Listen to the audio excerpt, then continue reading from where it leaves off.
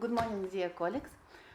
We started last but not least day of 14 Global Humanitarian Forum, and Professor Kalangas has kindly accepted to share with us the long-term result of his personal impressive series of Epstein anomaly.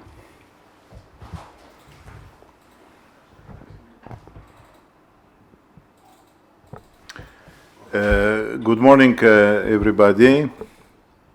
I will present the long-term results of the Epstein's surgery.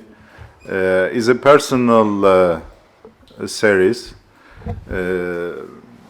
Started 29 years ago, and you will see that I have many patients, and I wanted to present them because there is a few results regarding the very long term. First, Epstein's anomaly is a rare congenital malformation, not only of the tricuspid valve, but also of the right cardiac cavities, and sometimes the large cardiac cavities, especially the atrial chamber, compress also the left ventricle, and also it can be converted into a global cardiac problem of the right and left cardiac cavities.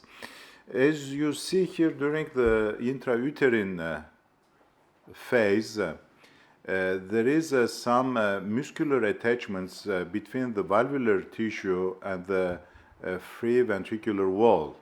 And then, after the third intrauterine month, this muscular attachment started to be resolved, as you see here, and this phenomenon will give a mobility to the valve tissue.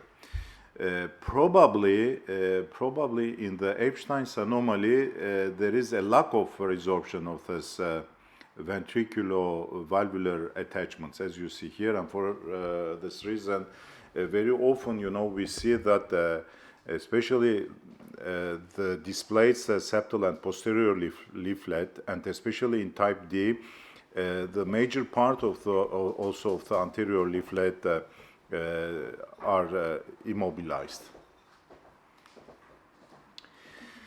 Now you see the different types on echocardiography, because usually, the diagnosis first is put with echocardiography.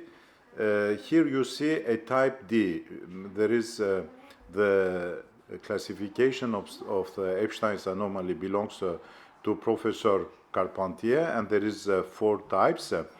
In type, based on the displacement of the septal and posterior leaflet and the size of the atrial chamber. In type A, there is a very slight displacement of the septal and posterior leaflet. There is a restriction in the movement of the 2 leaflets. In type B, there is mild to moderate displacement, as you see here. This one is the interventricular septum, this one is the anterior leaflet, and this one is the septal leaflet. And as you see here, and this one is the atrial chamber. This one is the right atrial cavity. Yes, and here you see the atrial chamber. You can focus also on the size when we will move to the other types. And as you see here, the anterior leaflet in type B is mobile. It seems to be mobile. There is some coaptation with the septal, displaced septal and posterior leaflets. And then we move to the type C. Again, the interventricular septum, the left ventricle, the right ventricular cavity is completely decreased here, as you see. And the atrial chamber becomes bigger because the displacement of the posterior and septal leaflets is more important. As you see here, the anterior leaflet is a little bit compared to the type B is closer to the ventricular wall. It means the mobility is not optimal. And here you see the echocardiography image of a type D. As you see, the displacement of the septal and posterior leaflets is very, very important. It's really very close to the apical portion of the right ventricle. As you see here, the anterior leaflet is completely immobile because, as I mentioned at the beginning of my speech, that there is no resorption of the ventriculovalvular attachments, and for that reason you have this image of immobile anterior leaflet. And as you can see, there is a big atrialized chamber, and this big atrialized chamber pushes the interventricular septum towards the left ventricle, and some of this, especially type D cases with very large atrialized chambers, the left ventricular cavity also has no space to grow up, and it remains unfortunately small. And then the initial right problem becomes also a left problem.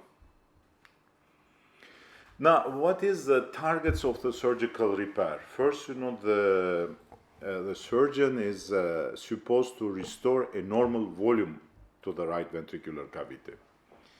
As you see here, this one is the displaced septal and posterior leaflets.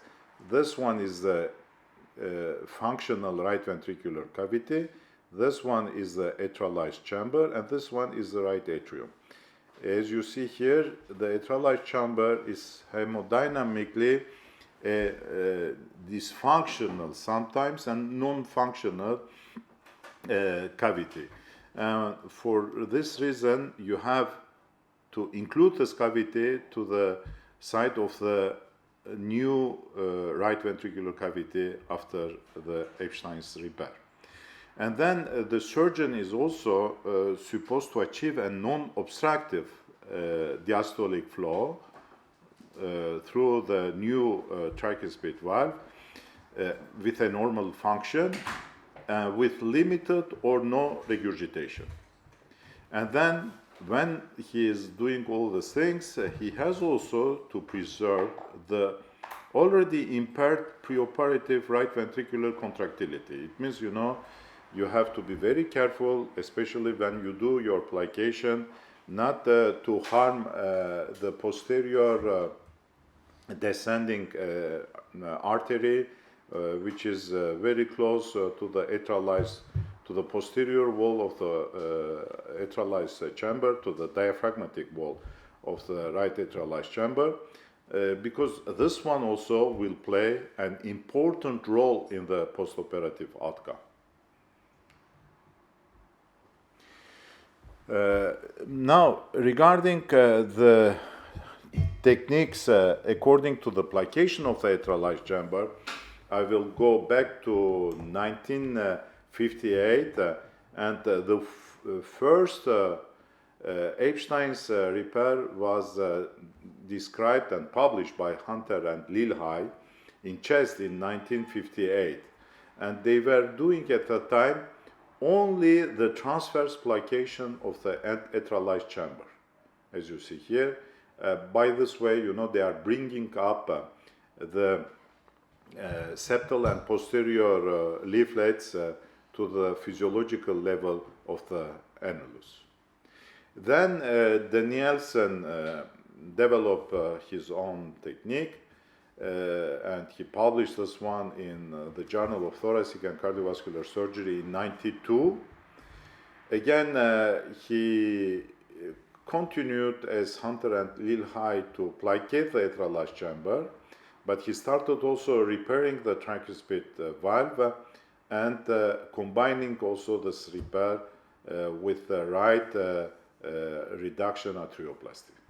His operative mortality was, I will tell, compared to the current results, high, 7.3%, with a late mortality of 11%. Again, And then Carpentier entered into the circuit and he described and published in the Journal of Thoracic and Cardiovascular Surgery in 1988 his big series. And he modified, he abandoned the transverse plication and he adopted the longitudinal plication, starting the plication of the atrial large chamber from the apical portion of the right ventricle and going up to the physiological level of the tricuspid annulus. And then he was reducing the dilated orifice, the dilated tricuspid annulus, and then he was doing a clockwise repositioning of the tricuspid valve tissue and a ring annuloplasty. In all his cases, there was a tricuspid prosthetic ring. As you see in his series, the percentage of type C and D was 59% of cases.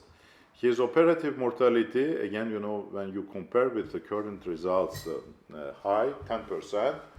9% of cases needed repeat surgery, redo surgery, because there was also a lot of recurrent tricuspid regurgitation at the beginning.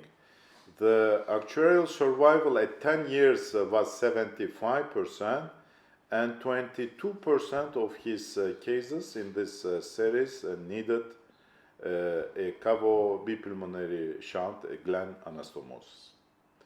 And then finally, Da Silva described the cone technique, and he also published his results as well as the technique in the Journal of Thoracic and Cardiovascular Surgery in 2007 with this cone technique, because he started producing a cone. He was giving, you know, the shape of a cone to the tricuspid tissue, because don't forget that it's not a normal valve, and you have, you know, to detach all this tricuspid valvular tissue and try to reconstruct a new tricuspid valve. And when he reconstructs this valve, he gives the shape of a cone. And he reduced the mortality to 2.5%. As you see in the Carpentier's series, the redo surgery was 9%, and this percentage also was reduced in the series of Da Silva to 5% at 4 years. And then I have also to mention the impact of Glenn anastomosis in Epstein's anomaly, and this publication belongs to Chauveau, who was part of the Brousse-Carpentier's team. He published in the European Journal of Cardiothoracic Surgery in 1998, and with the impact of the Glenn anastomosis in this Epstein's repair cases, the operative mortality decreased from 24 to 0%. The reop rate decreased from 11 to 0. There was an improvement in the survival at 5 years, with an increase from 66 to 80%. And but the rate of residual tricuspid insufficiency did not change. It remained around 26%. And Chauveau established the indications for this concomitant Glenn anastomosis in the Epstein's anomaly, and for him, all cases with massive and long-standing tricuspid insufficiency deserve to get a concomitant Glenn anastomosis. especially this critical types, type C and D, the patients with New Heart Association functional class 4, and all the patients who develop a permanent atrial fibrillation also. And the advantages, especially in the context of Epstein's anomaly of the Glenn anastomosis, it's that it decreases the right ventricular preload. You ensure a better functional tolerance to tricuspid regurgitation, especially to the residual tricuspid postoperative regurgitation. The Glenn anastomosis decreases the operative mortality as well as the need for reoperation, probably due to this two previous reasons. But everybody knows, everybody who is involved in pediatric cardiac surgery, that the Glenn anastomosis has also some potential disadvantages. For example, in long term or in medium or long term, you have the arteriovenous fistulas, which can be at the origin of hemoptysis, pleural effusions, ascites, and probably in long term there is also many other complications, unknown complication. There is also another technique without, it's not a real repair of the tricuspid valve. It was published by the Munich team in Germany, Augustin, in Annals of Thoracic Surgery in 1997, and without reduction of the atrial arch chamber and reconstruction of a competent cusp, he was taking the tip of the anterior papillary muscle, which is at this level. This one is the anterior tricuspid leaflet, the displaced septal, and the displaced posterior leaflet. The atrial arch chamber is here. You see the tricuspid annulus is very dilated, and the anterior papillary muscle is here. And then he was with a pledget reinforced suture. He was translocated the tip of the anterior papillary muscle to the opposite septal annulus. And finally, he was creating a double orifice tricuspid valve, but by reducing this antero-posterior distance, he was improving the coaptation of the anterior leaflet with the displaced septal and posterior leaflets.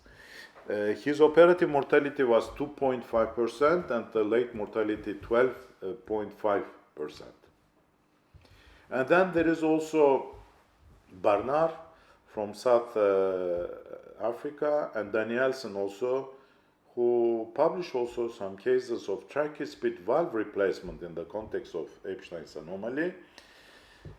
But unfortunately, again, everybody knows the disadvantages of the valvular prosthesis, especially this one, is a biological prosthesis implanted in the tricuspid position 5 years after in a child. It was completely calcified because the calcium metabolism in children is very high, very active, and for that reason there is very early structural deterioration by calcification in the pediatric population. And then in the right cavities, the pressure is low compared to the left, and for that reason there is a higher risk of thromboembolic complication, of especially thrombosis. As you see here, a mechanical valve completely thrombosed by this important clot formation on its surface, on its right atrial surface. For this reason, especially if you cannot repair the tricuspid valve in pediatric population, I believe, and I have already published this one in the Journal of Thoracic and Cardiovascular Surgery many years ago, the use of mitral homograph in the tricuspid position. As you see here, this one is a mitral homograph which served to replace the tricuspid valve. It was rheumatic involvement of the tricuspid valve. Here you see the anterior leaflet, the posterior leaflet of the mitral valve in the tricuspid position. And this one really, compared to the other alternative techniques, they have better midterm results. Now, this series of 29 years from 94, when I finished my training with Professor Carpentier and moved to Geneva, to the Universal Hospital of Geneva, I started over there. And up to now, 129 Epstein cases, 24 cases for type A and 20 type B. And I had 105 cases, 76 with type C and 29 with type D. And I will focus more in this critical types, type C and type D, because the repair of these types are really very crucial, especially for the patient as well as, you know, for the surgeon who performs this surgery. The mean age was 14 years, the range from 11 months to 58 years. Here again, this illustration shows the different types. The type A, you know, with very mild, as you see, displacement of the septal leaflet and posterior leaflet, very good anterior leaflet. Type D, mild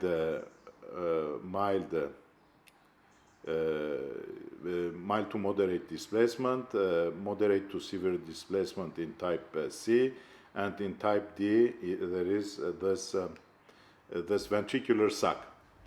Now, 15 years ago, I started also doing systematically MRI for the Epstein's cases.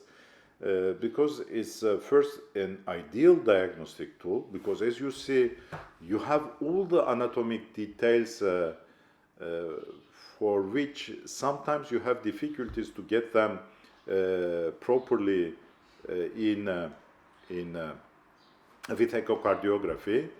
And then with the dynamic MRI, you can also measure the end diastolic volumes. You can make an estimate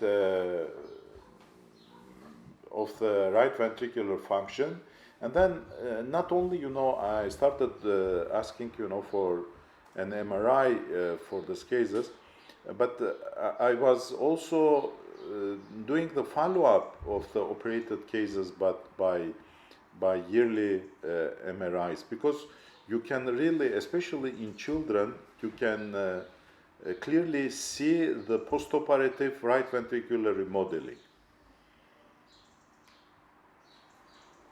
What is my current surgical technique?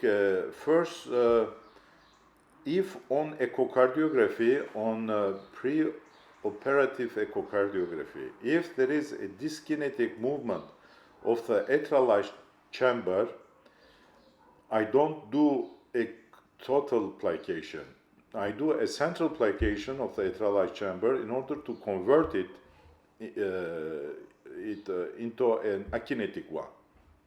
Because, as you know, the hemodynamic negative impact of the dyskinetic movement is more important than that of the akinetic one. And for that reason, I started only doing this conversion from a dyskinetic chamber into an akinetic one.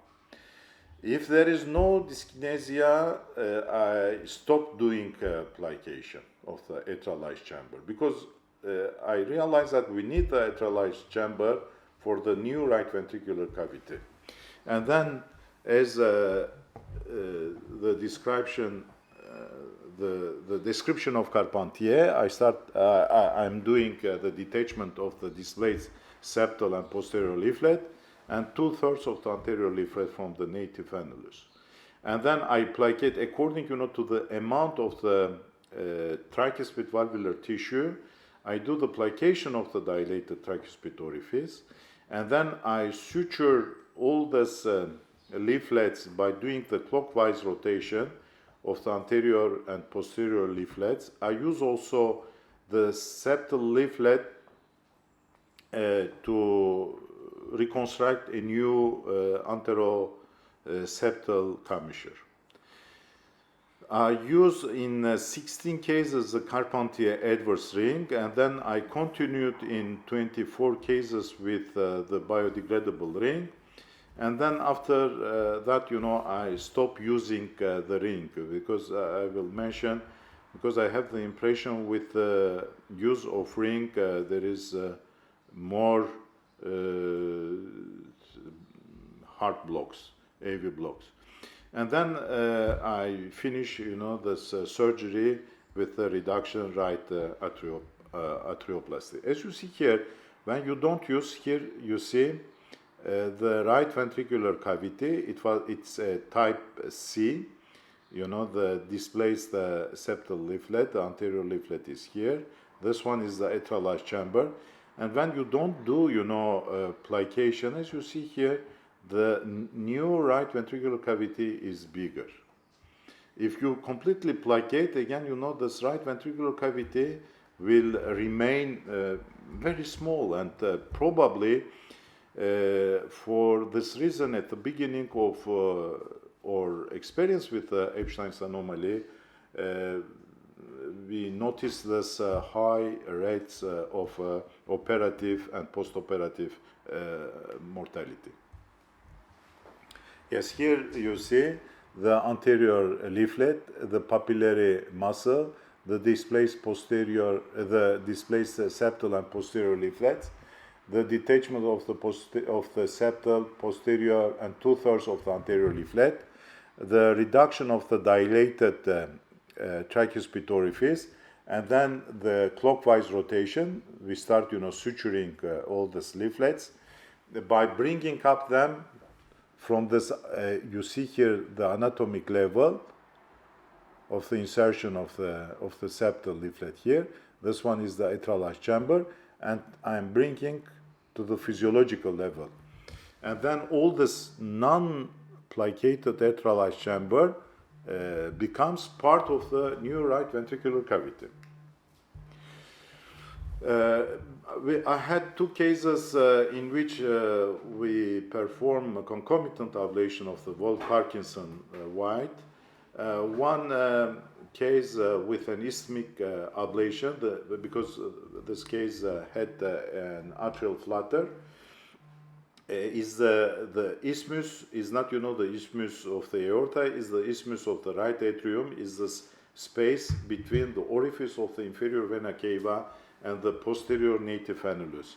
And usually, this region is responsible for atrial flutter. And we did the ablation with radiofrequency. And in one case, we did the preoperative ablation. This one, was done by invasive rhythmologist. In 3 patients with permanent atrial fibrillation, I did the MACE procedure with cryoablation. In 2 cases, there was a VST. We closed the VSTs.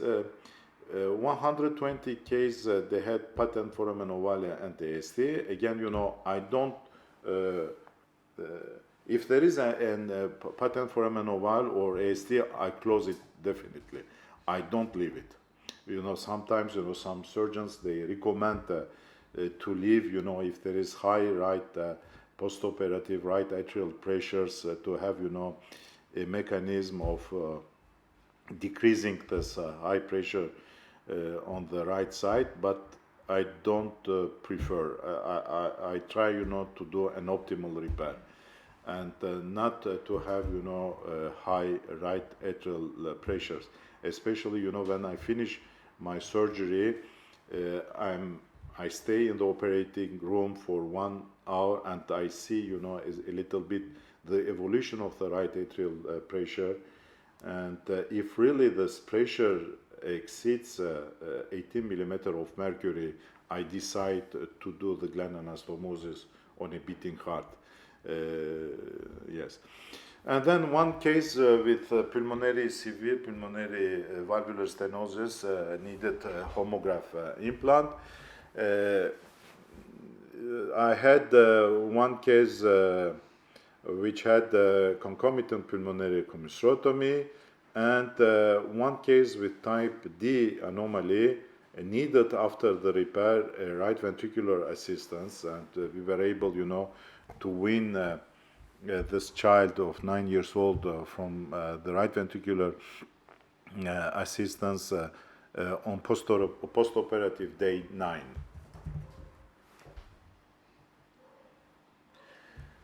Regarding the postoperative evolution, as you see, the mean follow-up is 15 years. Unfortunately, we lose 2 cases from the follow-up, 2 from type C and 3 cases type D.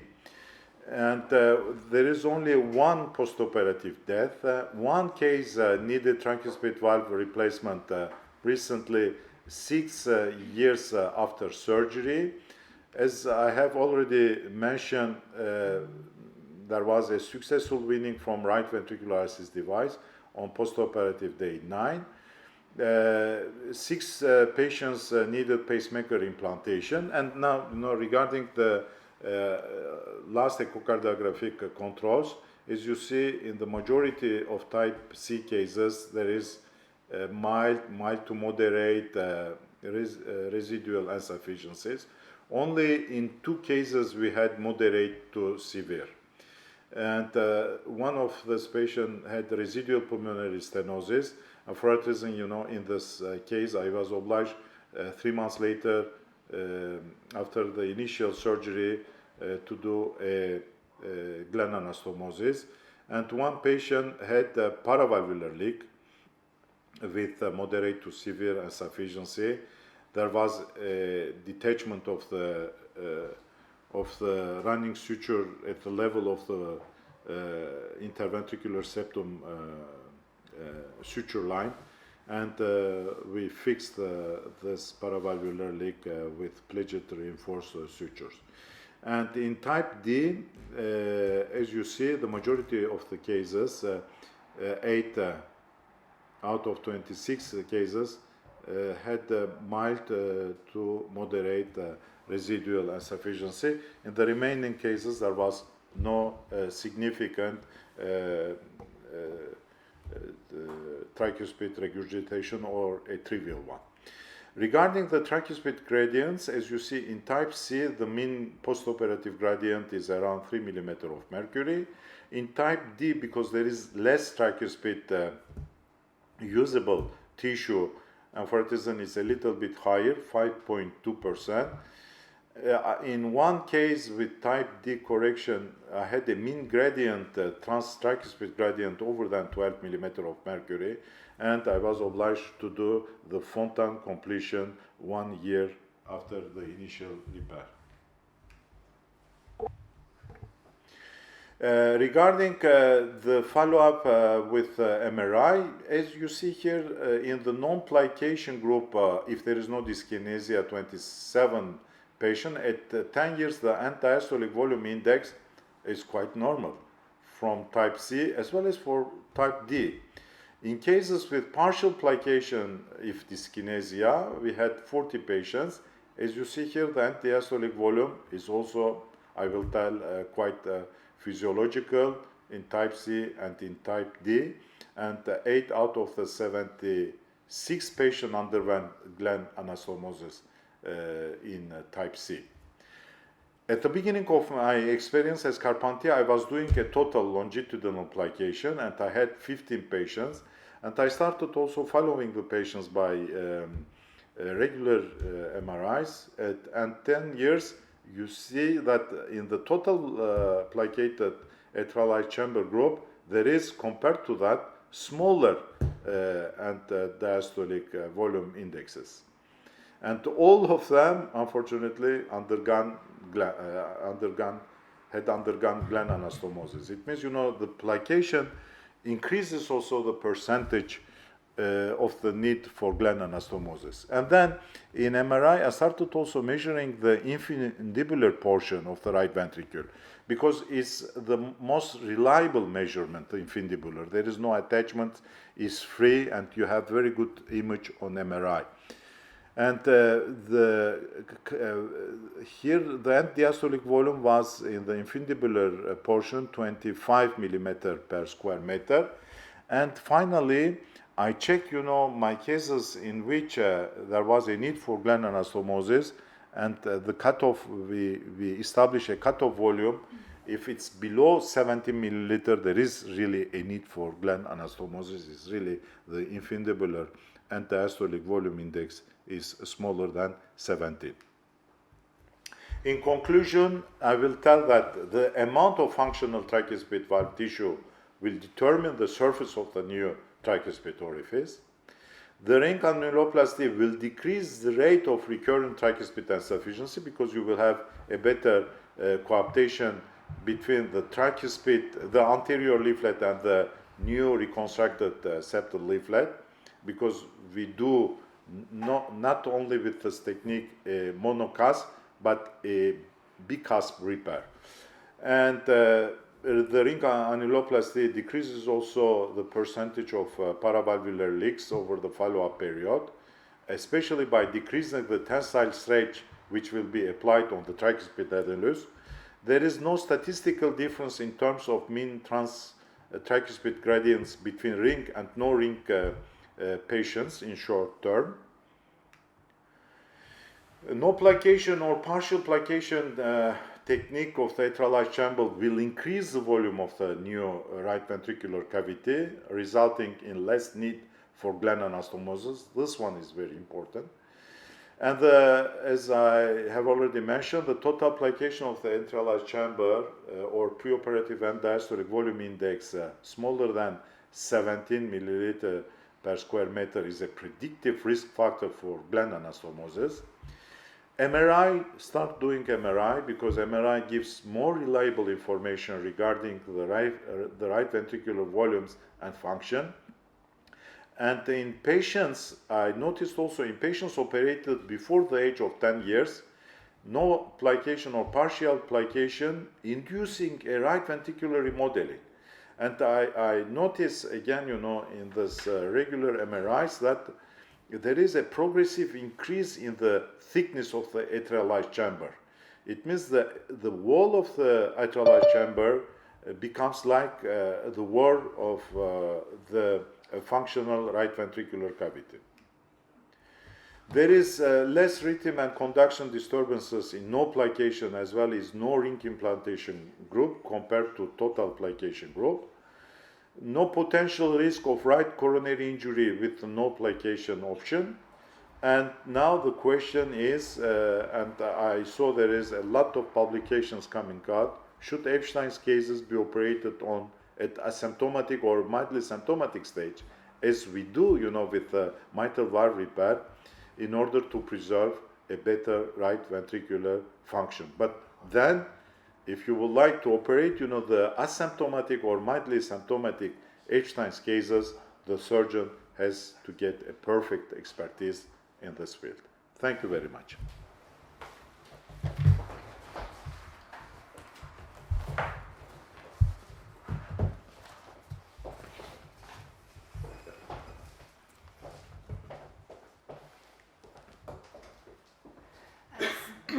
Thank you very much, Professor Kalangas, for wonderful presentation.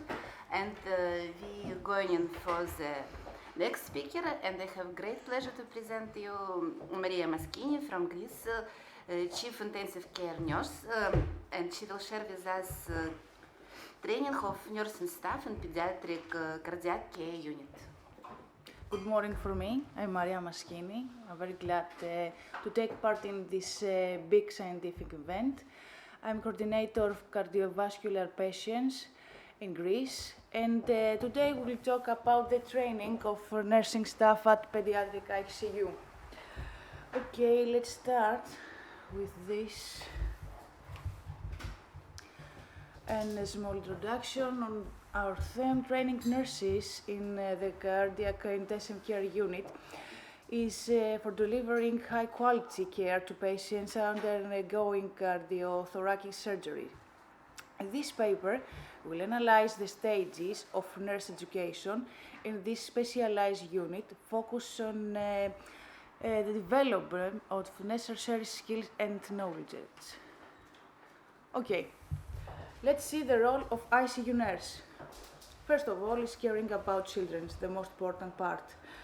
Next is the monitoring of the patients, administered medications, the treatments, deliver the most intensive care and health emergencies, the monitor the record and update patients' vitals to note significant health changes. Also then we see the development trends based on patients' ages, health condition and personal beliefs. That's the most important, I think.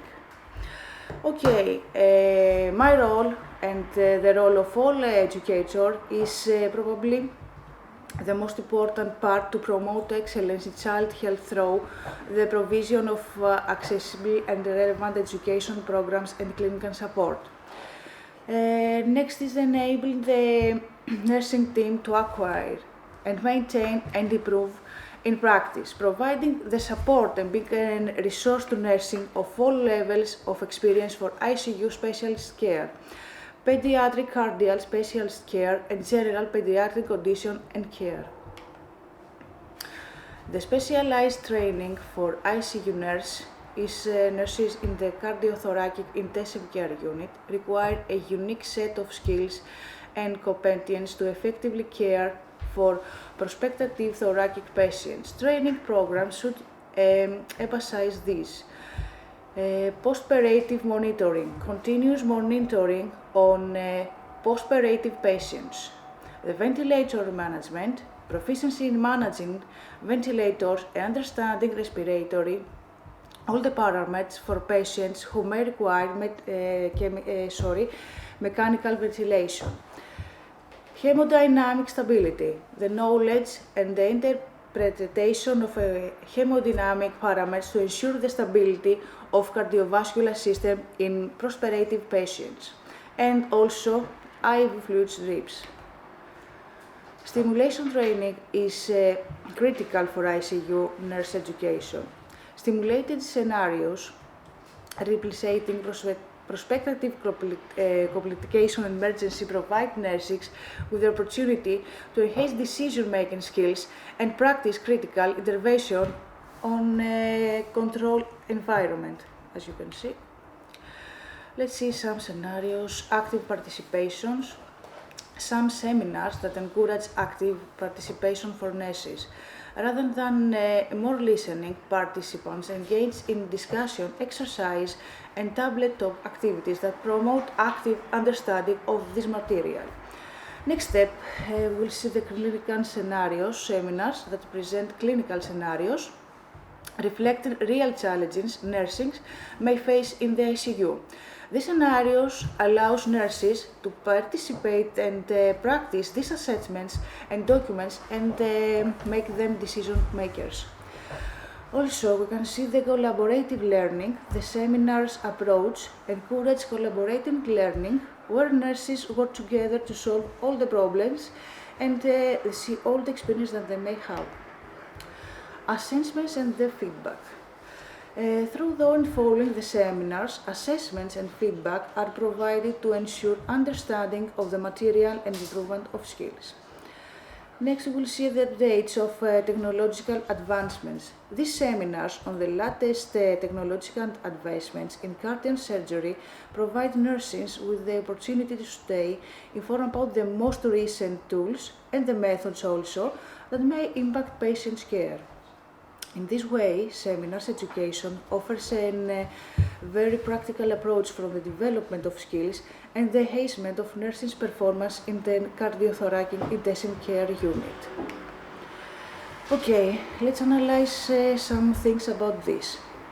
Clinical application. In the third stage, nurses enter a clinical environment and engage in partial exercises under the supervision of experienced cardiothoracic nurses.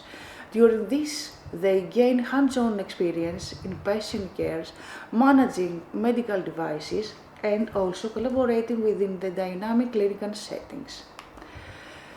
Then continuous professional development is also an ongoing advancement in thoracic surgery and critical care. This continuous professional development for the nurses, staying on the latest research, technologies and the best practices ensures that nursing provides state-of-the-art care to their patients. Let's see now the most common 7 ways to teach a new nurse, such as assume they don't know, most important, answer question objectively, address the social atmosphere, then encourage work and life balance, it's very important on nowadays, see one, do one and teach one. The most important, this also, because we will want to one by one when we teach one person. Don't be afraid to pass on perspective and be open to new nurses and give them feedbacks. How to teach? A very good way is repetition. Second, we got the scenarios, real life scenarios about the patients. Also, we can see the practice, everyday practice, in the ICU, in the surgery, in all parts of the recovery of these patients. And also, there is a very good part, the visual media, such as videos, pictures, diagrams, all the equipments, let's say, in the ICU. Now, what's the way, how and what you can teach an ICU nurse? First of all, technical skills. Passion of the job is very difficult. The ICU nurse is the most difficult, let's say, job, and there is very passionate nurses who can work in this place. Ability to work on a team. Fantastic organization skills, and the ability to evaluate ever-changing situation. The most common skills in ICU nurse should have emergency care, pain management, IV application, advanced life support, BLS, such as catheterization, the right ventilation, diagnosis test, and decision making. The most common rules of nursing in all of the world. The right person, right drug, the right dose, the right route, the right time. Let's see the teaching strategies. Role playing, the debate, case studies, reflecting exercises, service-based learning, peer assessment, disciplinary partnership project. This is very important, how to teach a new ICU nurse, and role playing and all the case study, let's say, is very important on this part. Now, how is pediatric ICU hard? Yes, of course. Working in pediatric intensive care unit can be challenging, but it's also incredibly rewarding. The ICU is a specialized area within a hospital that provides intensive care for critical ill infants, children, and all adults. The level of difficulty can vary based on several factors. Complex cases. Pediatric patients in the ICU often present with complex medical conditions, and caring for them requires a deep understanding of pediatric physiology and the range of medical conditions. These cases can be challenging and may involve a variety of organ systems. Emotional strains. Let's expand this. Dealing with critically ill children and their families can be emotionally challenging. The gravity of the situation and the potential for life-threatening conditions can be a tool for healthcare providers. Providing emotional support to families is an integral part of the job. Let's see the rapid decision makings. The ICU environment often involves fast-paced decision making. Healthcare providers must be adept at assessing and responding to changes in a child's condition quickly. This includes managing emergency and coordinating care with a multidisciplinary team. Then the variety of ages and condition is when ICU nurses must be skilled in caring for children of various ages, from newborns to adults, each with their own unique needs. Conditions can range from respiratory distress and trauma to post-surgery, surgical recovery and chronic illness. The part of team collaboration now with a multidisciplinary team is very critical in an ICU. Nurses work closely with pediatric respirator therapists, pharmacists and other healthcare professionals to provide this intensive care that all the patients need. Professional growth. Working in the ICU provides an opportunity for continual learning and professional growth. Healthcare providers often develop advanced clinical skills and expertise. All these building relationships is when the nurses in ICU often have the opportunity to build strong relationships with patients and their families. This can be particularly regarding as you witness the progress and recovery of the children under your care. Despite these challenges, many healthcare professionals find working in ICU to be especially regarding. Here are some positive aspects. This is, in fact, work. Saving or improving their lives or critical ill children is incredibly fulfilling. The impact of patients and their family can be profound. The challenges faced by pediatric ICU nurse educator. Nurse educator in the pediatric intensive care unit encounter various difficulties due to the specialized nature of the environment and crises associated with caring for critical ill children. Some of these challenges include the following: diverse clinical conditions. Children admitted to the ICU may have diverse clinical conditions ranging from accidents and trauma to severe respiratory or cardiac disease. This impact addressing varied conditions requires flexibility, adaptability, and experience knowledge. The collaboration with the families is very hard. It's very difficult. The challenge of the families of the children in the ICU are often anxious and insecure. The impact of this is the effective communication, the support, and information provision to families that demand skills in emotional intelligence. This is a response to emergency situation. The challenge. The educator must be prepared to respond to all these emergency situations, such as respiratory distress or cardiac arrest. The impact is the managing crisis situation requires quick reaction, collaboration, and composure, adaptation to children ages. The challenge of the ICU serves children of various ages, from infant to the other adults. The impact is to respond to the different needs of various age group, specialized knowledge and experience. Let's see now the collaboration with the other profession, which is a common difficult part of our jobs. The challenge demands close collaboration with our healthcare professions.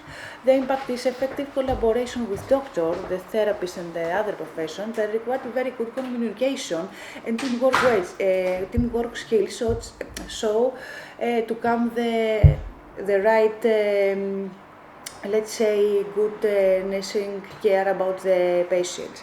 Despite the challenges, working in an ICU is highly significant regarding offering the opportunity to contribute to the care of the most patients and to contribute to their development. In our conclusion, let's say about the training nurse from cardiothoracic intensive care unit is important for meeting the unique challenges posed by post-operative cardiothoracic patients, specialized education, stimulation training, and continuous professional development contribute to the enhancement of nursing skills and improving patients' outcomes in dynamic and demanding environment of the thoracic intensive care. That's for me. For education of ICU and staffing nurse. Now we can continue our program.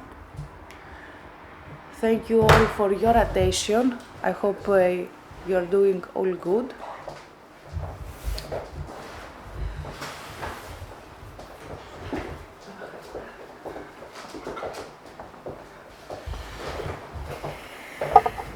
Yes, I would like to thank Maria Maschini for this nice educational presentation regarding especially, the training of the nursing staff, which is very important, especially when you would like to set up a new unit.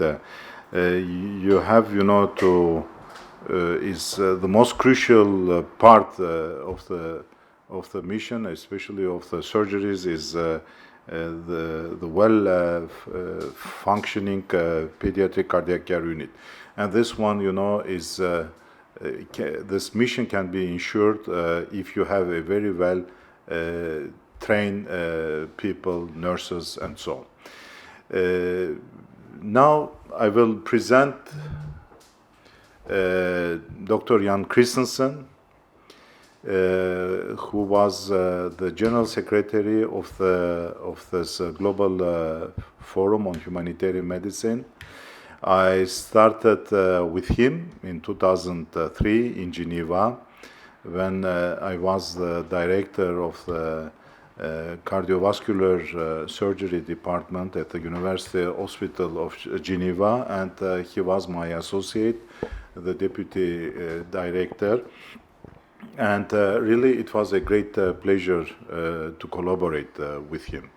A fantastic man, deeply committed first to medicine, to this profession, to his patients, as well as I told yesterday after the lecture of Dr. Seti, he was, one of those few people also, health professionals who had this deep humanitarian vocation, this deep humanitarian commitment for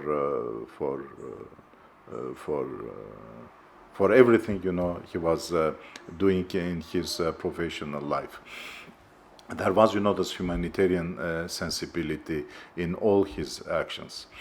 And for this reason, I know 2 years ago he decided to retire, not to be involved. I respect his decision, but I would like to ensure him, if he is listening to us, that he will have always a very special place in our hearts, and as well as in our minds. We will never, forget him for everything he did.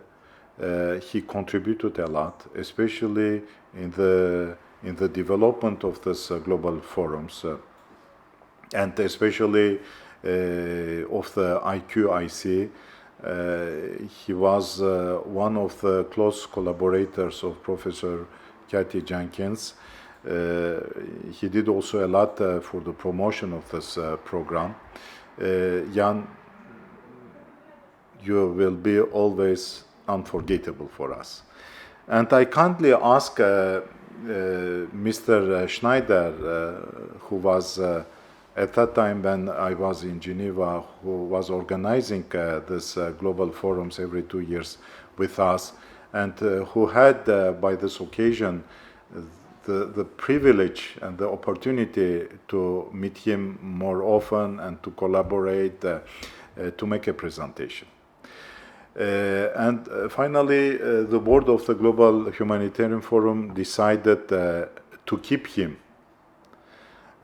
forever as the honorary general secretary of this forums.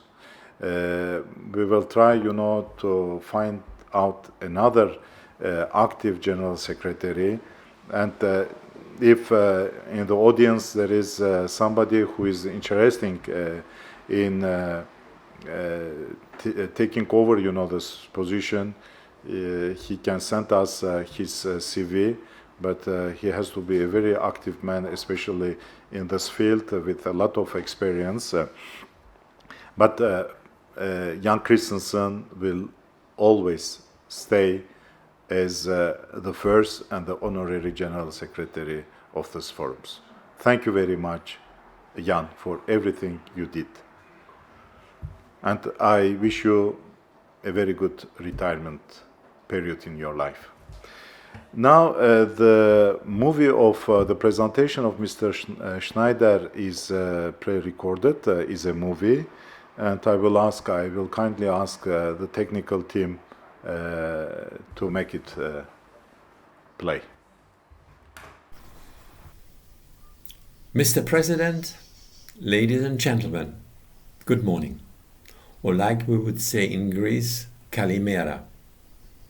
May I briefly introduce myself? My name is Gerhard Schneider, former Congress organizer who was based in Geneva, now retired in the Greek island of Paros. It is a great honor for me, having been asked by Professor Kalangos to address to this audience our gratitude to Dr. Jan Christensen for his long-time contribution as Secretary General to the Global Forum on Humanitarian Medicine in Cardiology and Cardiac Surgery. The first forum took place in Geneva, Switzerland, with the objective of becoming an international decision-taking forum to improve cooperation and assistance to the Third World in the capacity building of their health sector and meet future and emerging challenges with special reference to cardiovascular diseases. The Congress is being organized with the aim to continue to address key issues facing numerous developing countries, including the shortage of financial, material, and human resources, which are often aggravated by adverse economic conditions and loss of trained personnel toward richer countries, as well as problems due to shortage of technology and lack of education. Our working relationship goes back to the year 2003, when Dr. Christensen was seeking for assistance in organizing the Global Forum from a logistical point of view. Dr. Christensen, in this respect, welcomed the proposition provided by the Geneva Tourism to send to agency affiliated with the tourist board the specific requirements of the forum, such as estimated number of participants, arrival and departure dates, creation of the website, system of registration, requirements for accommodation, sponsoring, exhibitors, accompanying person program, and not to oversee the main topic, budgeting. Within a few weeks, professional Congress agencies, or PCOs, aim to send back to the board their proposition in assuring our availability on any date for a personal interview. A period of 6 weeks passed by when our agency received the information. We, and together with 2 competitors, have been selected to meet with Dr. Christensen at the date and time and location to overview our bid. Leaving my office that day, I was far for believing this meeting would lead into a business relationship of 15 years, which would influence my professional life in Geneva till 2018. The meeting took place in the lobby of a downtown hotel in a very pleasant atmosphere. Dr. Christensen, of course, read our proposal carefully, and his questions in gathering information were very precise, focusing on the main issues such as website, hotel accommodation, and budget. I introduced myself briefly, having been within the hotel industry for over 40 years and working at a well-known 5-star property in Geneva for 25 years. Dr. Christensen explained his tasks within the organizational chart as Secretary General in assisting Professor Kalangos, President of the Global Forum. We then went step by step through the list of duties for the forum, where we both would have to work closely together in coordinating both our responsibilities. The meeting lasted about 1 hour, and when we shook hands to say goodbye, Dr. Christensen looked at me and said, "Mr. Schneider, I do trust you, and I want you to assist me in the organization of the forthcoming Global 2003. It will be my duty," he said, "to inform the tourist board and agency accordingly." Within 1 hour, Dr. Christensen sealed our cooperation for the next 15 years. To shorten the distance between both our offices, we decided to meet halfway at the cafe close to the Hotel Intercontinental, which then was our meeting place for an hour or two. In all those years, we never had to wait for each other. We both were well prepared, task approved or decided, we carried out by both of us. Attention to details when organizing a congress would be the main issue. And in this respect, Dr. Christensen was the leader. He never oversaw any points we discussed at the previous meetings. When we had to include into the Global Forum website the online form for abstracts, at the beginning I was somehow confused. For me, abstract meant existing in a thought or as an idea, but not having a physical or concrete existence. Now I was briefed about abstract, as abstracts are condensed summaries of the research that convey the method, result, and implication of research studies. The submission involves the author in preparing their abstract and sending them to the conference organizers through an online form, and it is a relatively straightforward process. The abstract usually undergo peer review, after which they accepted or rejected by the conference chair or committee, and then allocated to conference sessions. The abstract may be presented as an oral talk or as an illustrated poster during the event. One of the most important issues became sponsoring. Since sponsorship may take several forms, but the most common is a monetary investment made in exchange for promotional benefits.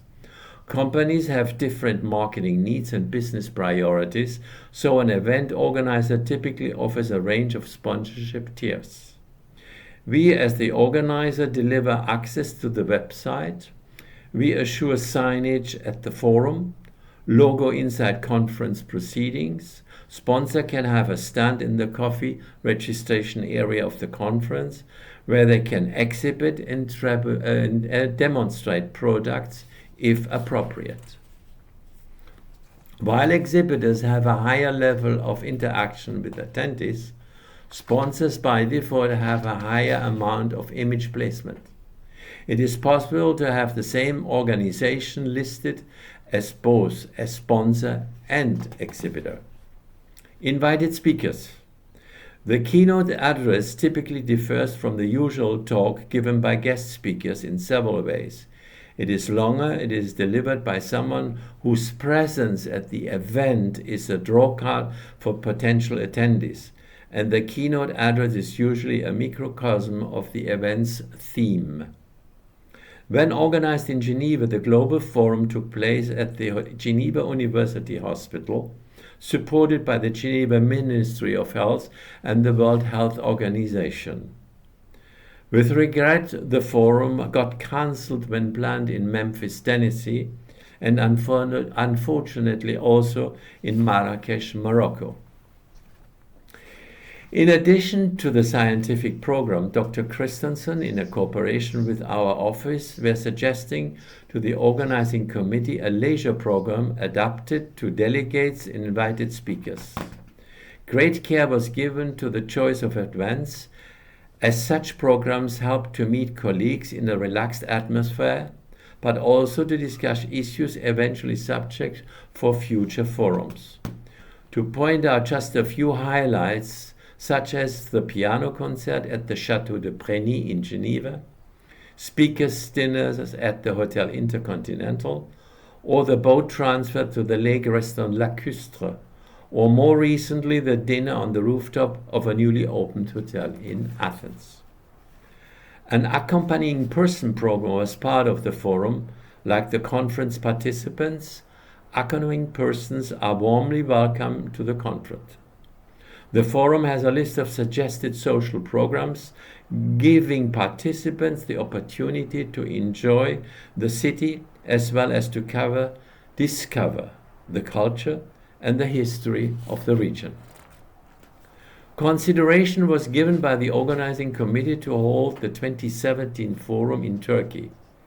and therefore Dr. Christensen and myself made a site inspection to Istanbul on June 2016, 1 month before the coup attempt. In view of these shortcomings, the Global Forum took place 2018 at the Mitra Hospital in Athens and was the last forum under our joint collaboration. Today I'd like to point out Dr. Christensen is a discreet, modest Secretary General and controlled the sequences from the back seat. Dr. Christensen is a person who is very present and is appreciated for his competence, kindness, and professionalism. On Saturday evening, we had dinner at one of the invited speaker hotel, and when ordering dessert, he raised his glass and said, "Gerhard, now we are no longer colleagues, now we remain friends." It was the last evening. We never met again, since Dr. Christensen has some health issues, lives in Spain, and we are wishing him a fully recovery. Nothing you ever done devotedly is done in vain, by Stefan Zweig. Thank you for your kind attention.